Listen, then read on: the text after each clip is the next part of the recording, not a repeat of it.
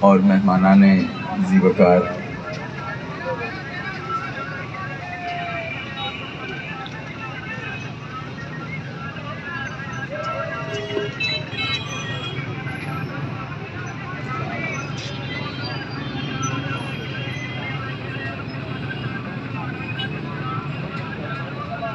اور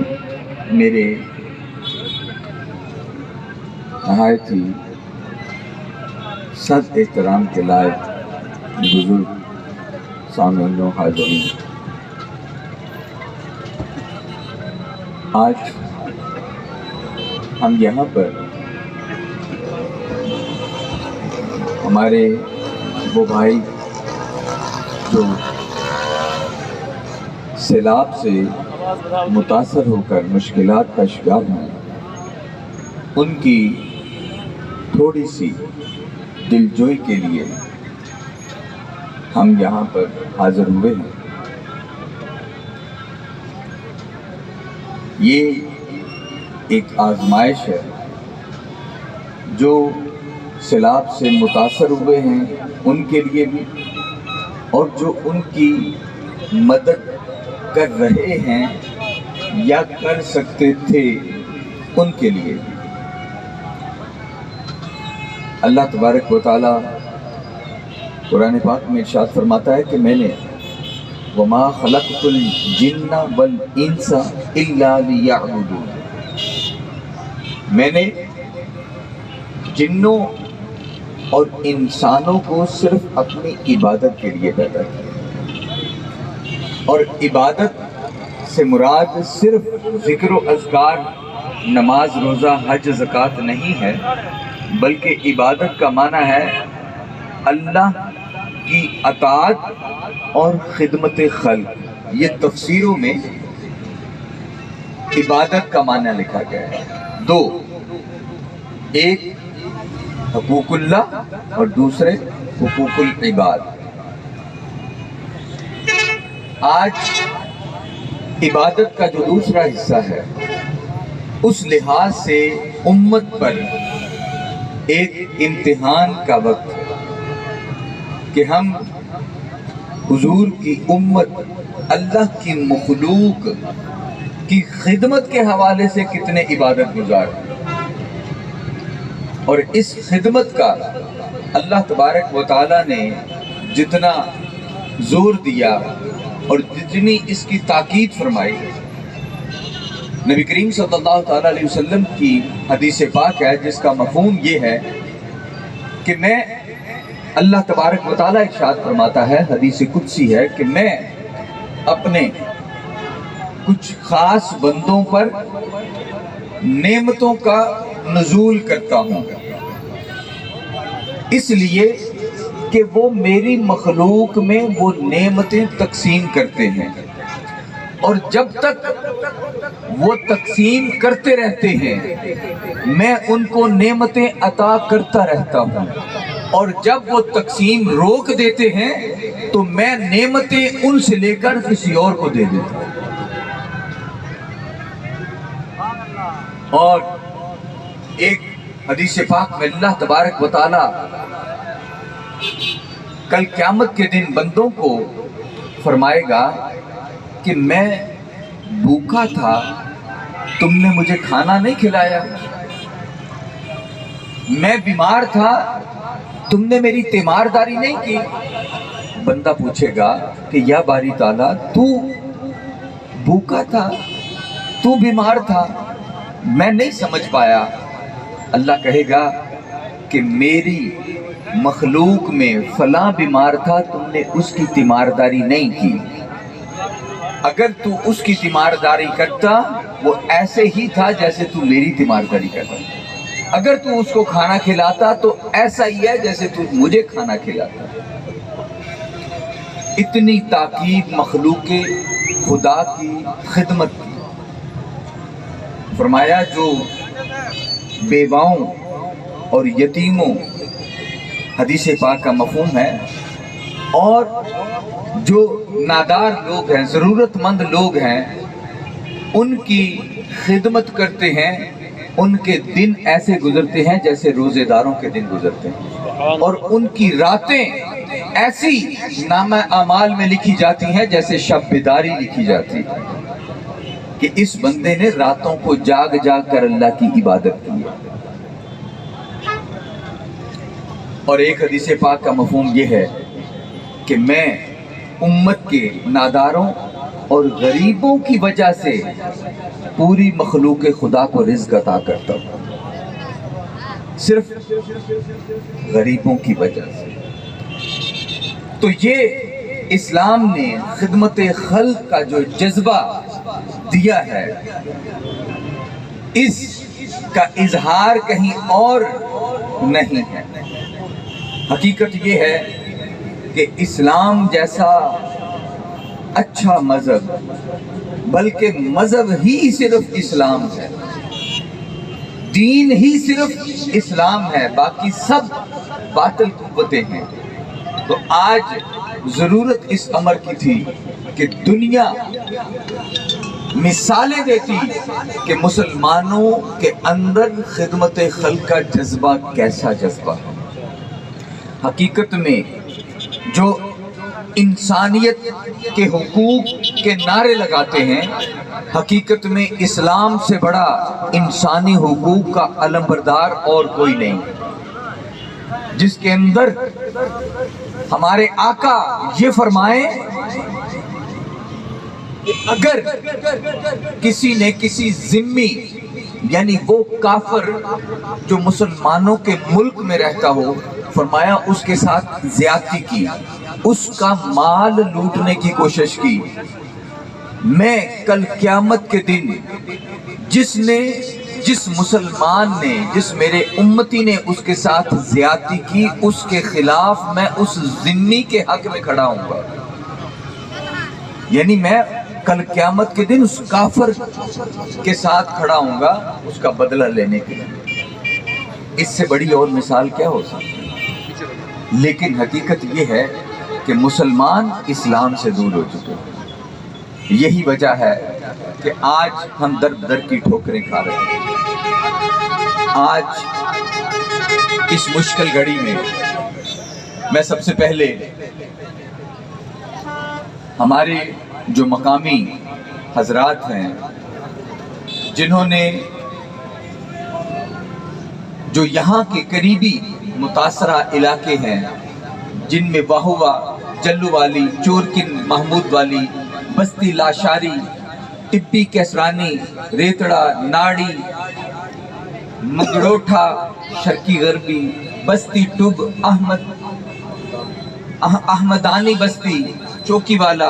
اور کوہ سلیمان کے تمام شرقی علاقہ جات، جڑک، لناری، اور ان میں بالخصوص یہ دو علاقے جو بستی ٹب اور موزہ جنگ ہے، اس کو آج تک حکومت نے نظر انداز کیا ہوا ہے۔ باقیوں میں تو پھر بھی چلو اور کچھ نہیں، کاغذوں میں تو ان کا نام آ رہا ہے خدمت کے حوالے سے کہ دیں گے، لیکن ان کا تو نام بھی نہیں ہے۔ تو یہ مقامی قیادت کی یہ مطالبہ تھا کہ ان کو بھی اس میں شامل کیا جائے۔ اور ہمارے یہاں کے جو لوگ ہیں، جن میں بالخصوص ہمارے یہاں کے تحصیل صدر علامہ سعید احمد قادری صاحب، ضلعی رابطہ کمیٹی کے ممبر علامہ محمد بلال باروی صاحب، اور ان کی سرپرستی فرماتے ہوئے ہمارے ڈویژن ڈیرہ غازی خان کے صدر علامہ سجاد حسین باروی صاحب، جنرل سیکرٹری محمد طفیل صدیقی صاحب، اور ان کو میں سلام عقیدت اور خراج تحسین پیش کرتا ہوں، جنہوں نے اپنی صرف تحصیل توسا کی حد تک جو ایک کاوش کی، صرف اس کا جو ایسٹیمیٹ ہے وہ اب تک 25 لاکھ روپے کا سامان تقسیم کر چکے ہیں، اور باقی جو امداد اکٹھی ہو رہی ہے یا تقسیم ہو رہی ہے دیگر علاقوں میں بھی، وہ اس کے علاوہ ہے۔ اس میں جو ان کے ساتھ یہاں کے مقامی حضرات جنہوں نے تعاون کیا، میں ان کا بھی نام لینا چاہوں گا۔ ناظم اعلیٰ قاضی محمد یونس صاحب، محمد اسلم ملغانی صاحب، خادم حسین لاشاری ایڈوکیٹ، علامہ عبدالرشید معنی صاحب، معینی صاحب تحصیل جی، یہ حضرات انہوں نے سرپرستی کی، تعاون کیا۔ امان اللہ خان چانڈیو صاحب اور بھی جو میں نام نہیں لے سکا، عوام نے اس میں بھرپور حصہ لیا۔ ہمارے لوگوں نے تو عوام سے اپیل کی، یہ سب عوام اور آپ لوگوں کی جو ہے وہ پیش کردہ کوشش کردہ مدد ہے۔ اور آج بالخصوص ایک بڑی امداد لے کر ہمارے راولپنڈی ڈویژن سے وہ حضرات تشریف لائے ہیں، جن کی قیادت محترم علامہ عمران نظامی صاحب جو راولپنڈی ضلع کے صدر ہیں وہ فرما رہے ہیں۔ ان کے ساتھ محترم طارق صاحب وہ ہمارے ٹیکسلا کے صدر ہیں، اور علامہ خضر صاحب جو ہمارے علماء بورڈ کے رکن ہیں، ان کی حضرات کی قیادت میں اور بہت سارے ساتھی وہاں سے خشک راشن بھی لے کے آئے ہیں، اور وہاں سے ایسا انتظام بھی کر کے لائے ہیں کہ وہ یہاں پر پکائیں گے بھی، اور تازہ کھانا بھی کچھ وقتوں کے لیے وہ سیلاب زدگان کو وہ مہیا کریں گے۔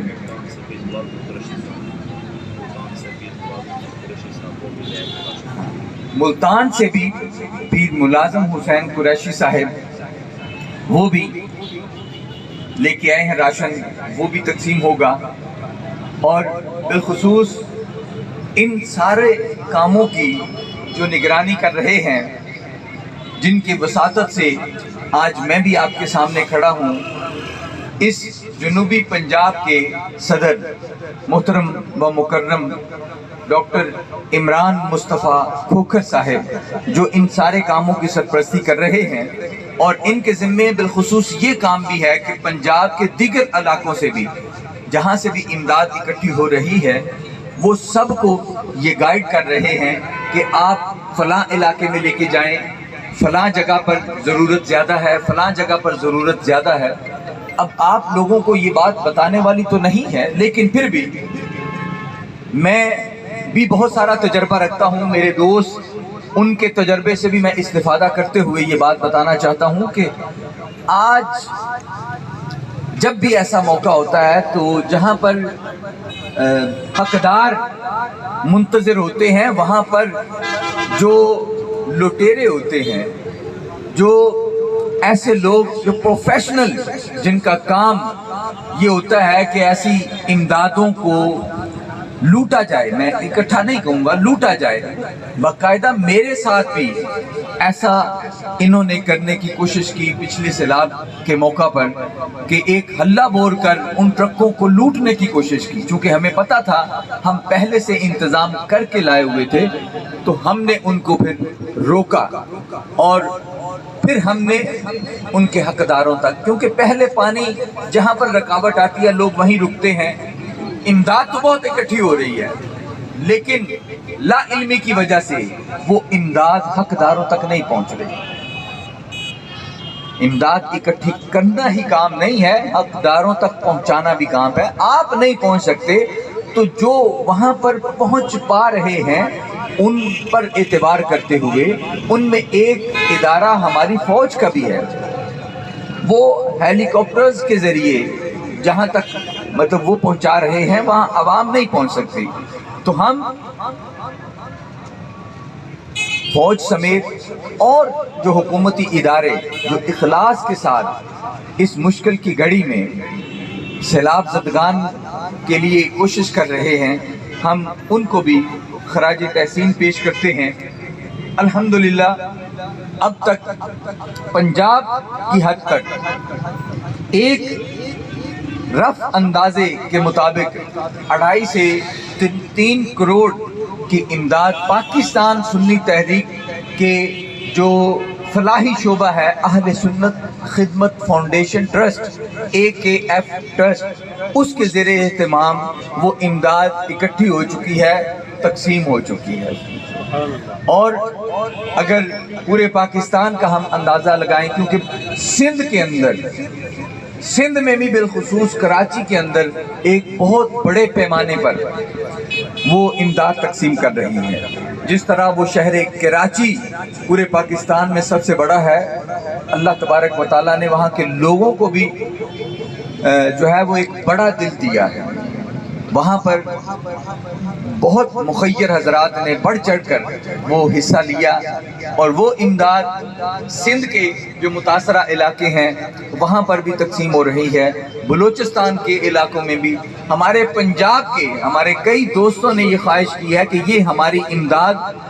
خاص طور پر آپ بلوچستان تک پہنچائیں، تو انشاءاللہ ہم جتنی بھی کوشش ہو چکی، تقریباً 10 سے 11 کروڑ کی امداد جو ہے ایک اندازے کے مطابق، ابھی اللہ تعالیٰ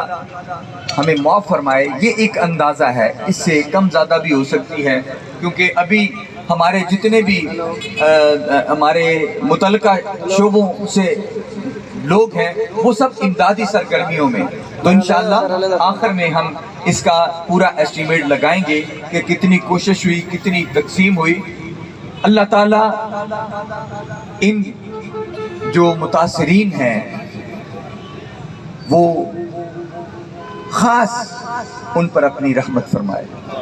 کیونکہ ادھر سے اشارہ ہوگا تو ان کی مشکلات حل ہوں گی، اور ہمیں ان مشکلات میں ایک نظر اس طرف بھی لے کے جانی چاہیے کہ ان آفات کے پیچھے اسباب کیا ہیں۔ اس میں ایک بہت بڑا سبب، چونکہ وقت نہیں ہے، گرمی بھی ہے، ہم لیٹ بھی ہوئے، میں اس کی بھرپور معذرت بھی چاہتا ہوں، صحافی حضرات سے بھی، عوام سے بھی، آپ کو انتظار کرنا چاہا، اللہ کے نام پر ہمیں معاف کر دیجیے گا۔ ان آفات کا سبب جغرافیائی تبدیلیاں وہ تو ایک بہانہ بنتی ہیں، جسے کہتے ہیں نا کہ بخار تو بہانہ ہوتا ہے، اصل تو ہے کہ وقت مقرر انسان کا، یہ حادثہ ہونا، بیماری آ جانا، یہ تو ایک بہانہ بنتا ہے۔ تو اصل ان آفات کا، ان مصیبتوں کا سبب جو ہے وہ ہماری بدعمالیاں ہیں، ہمارا دین سے دور ہونا ہے، ہمارا اللہ اور اس کے رسول کو بھول جانا ہے۔ تو ہمیں جن جگہوں پر ابھی یہ مشکلات نہیں آئیں، ہمیں سبق سیکھنا چاہیے۔ ہماری مسلمانوں کی بھلائی اسی میں ہی ہے کہ ہم دین کے ساتھ وابستہ ہو جائیں، اللہ اور اس کے رسول کے ساتھ لگ جائیں۔ اللہ تعالیٰ سے دعا ہے کہ اللہ تعالیٰ ان سیلاب زدگان کی مشکلات کو آسان فرمائے، اور ہم سب کو ان کی خدمت کے حوالے سے ایک بھرپور کردار ادا کرنے کی توفیق عطا فرمائے۔ میں ایک بات یہ بھی بتانا چاہتا ہوں کہ پاکستان سنی تحریک یہ سمجھتی ہے کہ آج سیلاب زدگان کی جو بنیادی اصل خدمت وہ یہ بھی ہے کہ ہم آئندہ ان علاقوں کو جو ہر دفعہ ڈوبتے ہیں سیلاب سے بچانے کی حکمت عملی تیار کی جائے، اور اس کے لیے ایک بہت بڑا جو کام ہے وہ ڈیمز کی تیاری، بالخصوص کالا باغ ڈیم، وہ اب تیار ہونا چاہیے۔ انشاءاللہ ہم یہ عزم کرتے ہیں کہ یہ امدادی سرگرمیوں، جس طرح ابھی ذکر ہو رہا تھا، مرحلہ وار جو امدادی سرگرمیاں ہیں، اس سے فارغ ہونے کے بعد انشاءاللہ ہم ان کی بنیادی جو خدمت ہے وہ اس کے لیے کوشش شروع کریں گے، کیونکہ ابھی حکومتیں اور عوام بھی تازہ تازہ اس زخم سے نکل رہی ہیں، تو ہم ان کو جھنجھوڑنے کی کوشش کریں گے کہ ہمیں ڈیمز بنانے چاہیے۔ وہ پانی جو ہر سال آتا ہے تباہی مچاتا ہے اور ہمارے کسی کام بھی نہیں آتا، جو پانی ہماری فصلوں کو ملنا چاہیے تاکہ فصلیں بڑھیں، وہ فصلوں کو تباہ کر کے چلا جاتا ہے تو ہم سبق نہیں سیکھتے۔ اگر اسی پانی کو ہم ڈیمز میں محفوظ کر لیں اور ضرورت کے مطابق چھوڑیں تو خوشحالی یہ پاکستان کا مقدر بن سکتی ہے۔ ہمارے جو سیاستدان ہیں ان کو کم از کم اس گھڑی میں اپنی جو سیاسی مخالفتیں وہ پس پشت ڈال کر صرف متاثرین کی خدمت پر وہ توجہ دینی چاہیے تھی اور پوری قوم کو یک زباں ہو کر منظم ہو کر ان کی جو متاثرین کی بحالی کے لیے کوششیں ہیں وہ عارضی ہوں یا مستقل ہوں، دونوں کے لیے وہ کام کرنا چاہیے۔ عالمی جو قوتیں ہیں ان کو ہمیں امداد دینے کی بجائے ہمارے اوپر وہ سود زدہ قرضے جو ہیں وہ ختم کر دینی چاہیے، اور ہمارے حکمرانوں کو بھی غیرت کا جذبہ اپناتے ہوئے یہ کاسا، بیکاریوں کا کاسا، اسے توڑنا چاہیے۔ کروڑوں اور اربوں کی جائیدادیں ہیں اور حقیقت کیا ہے؟ دنیا کے سامنے تو ہم وہ چوک میں کھڑا ایک بیکاری ہے نا، یہ سیاستدان جو کرسی پر بیٹھتے ہی امداد کی اپیلیں کرنا شروع کر دیتے ہیں، تو یہ اس قوم کی غیرت کے منافی چیز ہے۔ اس سے ہمیں باز رہنا چاہیے۔ دعا ہے کہ اللہ تبارک و تعالی ہمارے حکمرانوں کو بھی وہ عقل سلیم عطا کرے کہ اس پاکستان کا وقار دنیا میں جس مقصد کے لیے یہ پاکستان بنایا گیا تھا، یہ تو وہ واحد ریاست مدینہ کے بعد یہ واحد ریاست ہے، اسلامی ریاست، جو اسلام کے نام پر حاصل کی گئی۔ صرف پاکستان مدینہ کی ریاست کے بعد صرف ایک ریاست ہے، باقی جتنے بھی اسلامی ممالک آزاد ہوئے بنے ان کا مقصد اسلام نہیں تھا، یہ پاکستان اسلام پر حاصل کیا گیا ہے۔ اور اس وقت اگر مسلمانوں کو کوئی اسلام کا قلعہ نظر آ رہا ہے، اگر فلسطین کی بچیاں اگر پکارتی ہیں